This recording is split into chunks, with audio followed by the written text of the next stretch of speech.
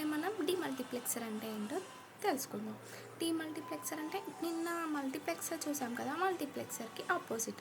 మల్టీప్లెక్సర్లో ఏంటి, చాలా ఇన్పుట్స్ ఉంటాయి, వన్ అవుట్పుట్ ఉంటుంది based on select lines.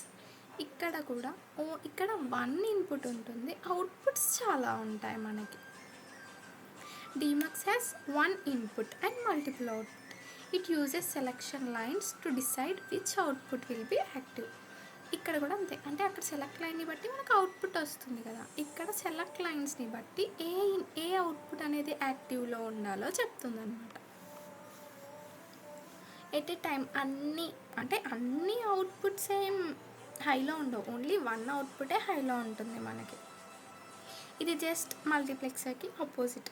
Same ఇక్కడ కూడా 2n, కాకపోతే అక్కడ 2n ఇన్పుట్స్ ఉంటాయి, ఇక్కడ 2n అవుట్పుట్స్ ఉంటాయి. n is the selection lines. మల్టీప్లెక్సర్లో అయినా n అనేవి సెలెక్షన్ లైన్స్, ఇక్కడ కూడా సెలెక్షన్ లైన్స్. ఫర్ ఎగ్జాంపుల్ ఏంటంటే, ఇప్పుడు కార్ ఇలా పోతుంది అనుకోండి, ఇక్కడ ముందర 3-4 రోడ్స్ ఉంటాయి, అంటే ఇటైనా వెళ్ళొచ్చు, ఇటైనా. కాకపోతే మనం లొకేషన్ని బట్టి, మనం ఎక్కడికి వెళ్ళాలి, ఆ డెస్టినేషన్ని బట్టి మనం అవుట్పుట్ ఆ రోడ్ చూస్ చేసుకుంటాం కదా, అలా. 2:1 డీమల్టీప్లెక్సర్.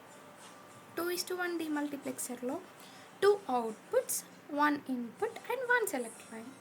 బూలియన్ ఎక్స్ప్రెషన్ ఏంటి, అక్కడేమో మనం ఆర్ గేట్ యూజ్ చేసి అలా చేసాం కదా.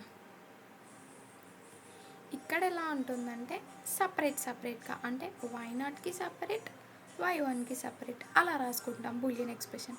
అక్కడేమో టోటల్ మొత్తం ఎక్స్ప్రెషన్కి కలిపేసి మనం రాసాం కదా. ఇక్కడ సపరేట్ అవుట్పుట్స్. y0 ఎందుకంటే 2 అవుట్పుట్స్ ఉన్నాయి కాబట్టి. y0 ఎప్పుడు 1 అవుతుంది, S0 1 ఉన్నప్పుడు 1 అవుతుంది. y1 ఎప్పుడు 1 అవుతుంది, 1 ఉన్నప్పుడు 1 అవుతుంది. సో వీటిని బట్టి మనం ఇక్కడ లాజికల్ డయాగ్రామ్ వేయాలి.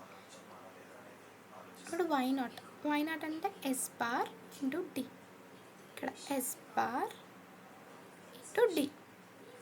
y0 వచ్చింది కదా, AND గేట్కి కనెక్ట్ చేస్తే, first not gate, next AND గేట్కి కనెక్ట్ చేస్తే y0 వచ్చింది.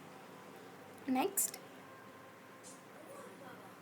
S ఇంటూ D అంటే ఇక్కడ D, ఇక్కడ S అనమాట, అంటే S బార్ కాదు, S నుంచి కనెక్ట్ చేయాలి మనం. S నుంచి కనెక్ట్ చేస్తే y1 వస్తుంది.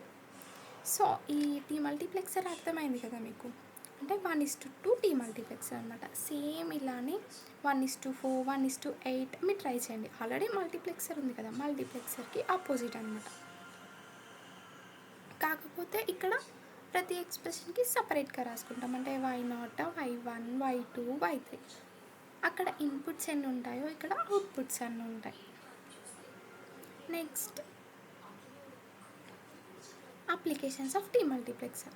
డీమల్టీప్లెక్సర్ యొక్క applications: used in communication system, used in memory addressing and decoding, used in signal routing and switching,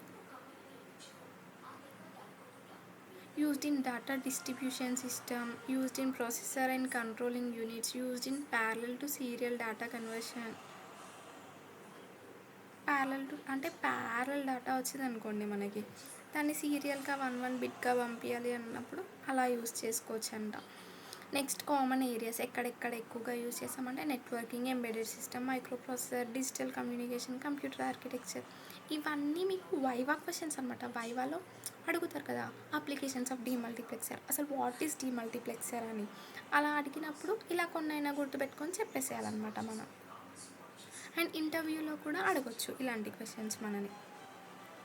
అంటే ఇలా డయాగ్రామ్ డ్రా చేయమని అనరు ఎవరైనా ఇంటర్వ్యూస్లో, ఎందుకంటే అది ఆల్మోస్ట్ అందరికీ తెలుస్తుంది, అంటే డీమల్టీప్లెక్సర్ ఎలా ఉంటుంది, దాని డయాగ్రామ్ అవన్నీ అందరికీ తెలుస్తాయి. కొంచెం ట్రిక్కీగా అంటే ఈ అప్లికేషన్స్ వీటిపైన ఎక్కువ ఫోకస్ చేయరు కదా, సో అలా అడుగుతారు.